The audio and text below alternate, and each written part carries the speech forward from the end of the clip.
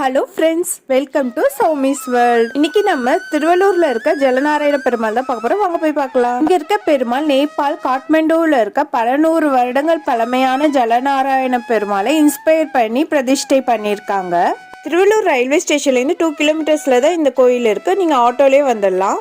நாங்க வைகுண்ட ஏகாதசிக்கு அடுத்த நாள் போனதுனால அந்த அலங்காரம் எல்லாம் அப்படியே இருந்து கருட சேவையில பெருமாள் ரொம்பவே அழகா காட்சி தந்தாரு. அது மட்டும் இல்லாம சொர்க்கவாசலுக்காக ரொம்பவே அழகா அலங்காரம் எல்லாம் பண்ணியிருந்தாங்க.